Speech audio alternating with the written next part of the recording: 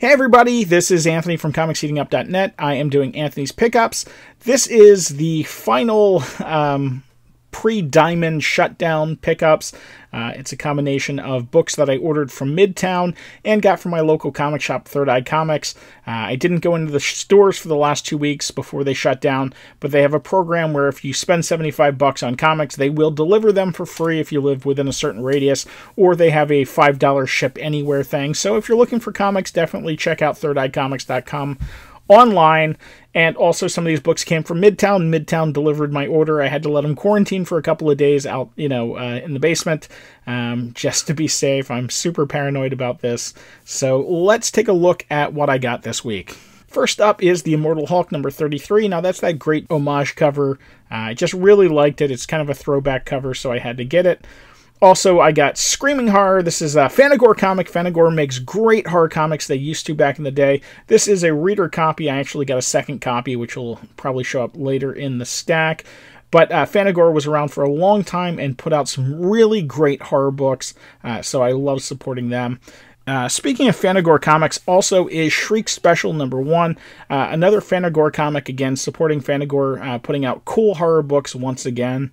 This one I got because of the glow-in-the-dark cover, but also because I'm a regular Predator reader. This is Predator Hunters number 3 with that glow-in-the-dark cover. And this is also a reader, X-Ray Robot number 1. I love Mike Allred's pop art style, so his new book I had to grab.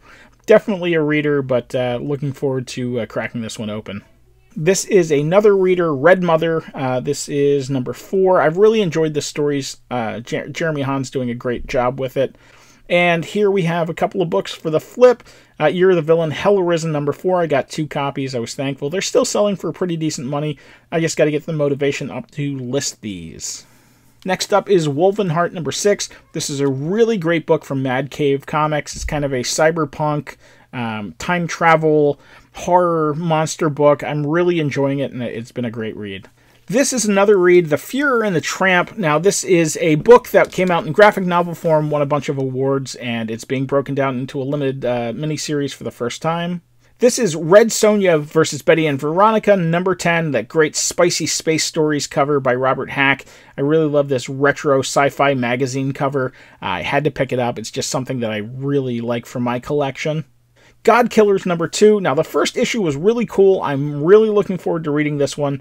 It's been an interesting book, as is Killadelphia number 5, which we know has potentially been optioned. We're waiting for the official announcement on that, but the writer had mentioned that the book had been picked up for a TV series. No One's Rose number 1. This is a new Vault series. I figured I'd give it a try. This is definitely a reader book. Not sure if anything's going to come of it, if it's going to be my cup of tea or not, but I wanted to give it a try, see what it was all about. And Basketful of Heads, Joe Hill's comic.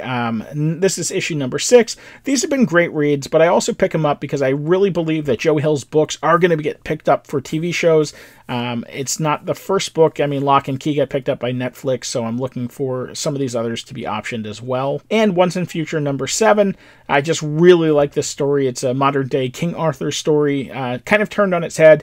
Really a cool read. I really have enjoyed it. Spawn 306 was a spec book. I got in on this early. I saw the cover. I have issues 174 and 175, the original Gunslinger issues, so I had to grab this one to kind of round that out. Probably won't be selling it. I'll probably be throwing this into the collection with the rest of the Spawn books, but, great stuff. Nightwing number 70, these were both spec copies. I picked up 2 copies to sell. The specs kind of died off on it. It's still about a $9 book, but, I grabbed it because it did mention Punchline in the kind of poorly worded solicitation that they had put out. Batman number 91, picking up all Batman books right now, whether it's got Punchline in it or not. Batman is hot. James Tynion's doing a great job with the storyline so far, and the introduction to Punchline has been probably the biggest spec hit this season. Plunge number 2, if you hadn't had a chance to read the first one, man, this Joe Hill book is fantastic. It's funny, it's scary, it's got that great blend of comedy and horror that I really like. So I've been a Grendel reader for years. Now, Devil's Odyssey hasn't been my favorite storyline so far, but anytime I can get new Grendel, I will definitely take it, so I've been picking that up. And finally, the last book I had delivered from my local shop is Cat Shit 1, number 1, volume 1, number 1. Now, this was a manga anthropomorphic animal war book that was really critically acclaimed. It's very hard to find find, so now they're releasing it in single issues finally. So this is the beginning of my Midtown order. First up is Planet Comics #1. Now this is the 80th year of Planet Comics. This is one of those public domain comics that Antarctic Press is now putting out. I do like kind of cheesy throwback sci-fi books, so I figured I'd give it a try. Another copy of Screaming Horror #1. This one's one for the collection. The other one had a little bit of cover markings to it, but this is a nice copy. Again, Fantagraphics does great horror. If you can find any of their old stuff, including some really great Night of the Living Dead stuff, pick it up. It's worth the grab. It's worth the money. This is a Midtown signed edition. It's Strange Adventures #1, signed by Tom King. Now, Tom King lives in DC, not far from me, but I always order from Midtown when I can get cheap signed comics. Ghost Spider #8. Now, this was just a really great Spider-Gwen Gwenom cover that I picked up. It's just the regular cover, but I really liked it and had to have a copy of it. And White Ash. If you're not reading this, you're really missing out. This is a fantastic scout story. It has to deal with this town called White Ash. There's a big explosion down in the mine. The main character's dad works in the mine.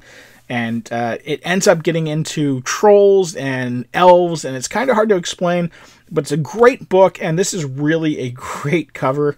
It's just a fantastic read, trust me.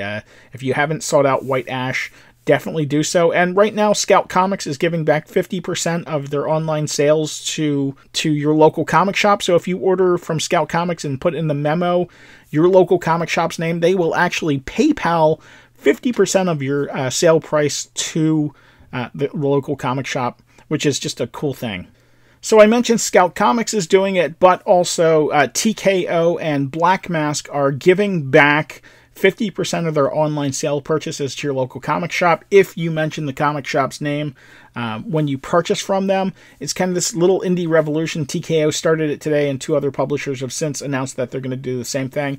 With the Diamond shutdown hitting comic shops so hard, anything that you can do to help your local comic shop out, whether it's mail order from them or, buying from them for eBay, or doing something like buying from these online stores and having them give 50% of the sale price to your local comic shop, is definitely a cool way to help support your comic store.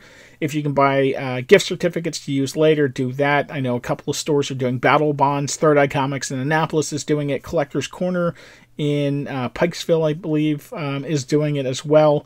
Just a cool way to support your local comic shop, help them get through this Diamond closure. It looks like it's going to be for at least a month here in Maryland, where Diamond's headquarters are. We just did Shelter in Place, which begins today and goes till the end of April. So we've got 4 weeks of lockdown here. So I fully expect comic shops to be closed for the next 4 weeks, and Diamond probably will be closed for at least 4 weeks. And we'll see. I know DC is doing digital comics, but they're not giving any money to the local comic shops. They could do it in a way where they give the codes to or sell the codes to the local comic shop, and if you order through the local comic shop could do money, but they don't have that worked out in place yet. So basically the local comic shops are kind of getting screwed over on that. DC, of course, has to stay in business, and we get that. But they haven't offered additional discounts or anything like Marvel has. But anyway, that's it for me. If you haven't had a chance, please give a thumbs up to this video. Subscribe to the channel. We've been doing a lot of video content lately since I've been working from home and have a lot more free time. And with no baseball, no basketball, I've got a lot more free time to do some videos. And just please stay safe. Remember, wash your hands. Don't touch your face. Stay in the house if you can. Just stay at home. If you don't have to go out, there's no reason to go out. Just stay at home, guys. Please be safe. We will get through this. We're going to be, stronger when we come out of this. I promise you. That it's just going to we're going to get through this. So, guys, stay safe, like I said, and I'll see you next time.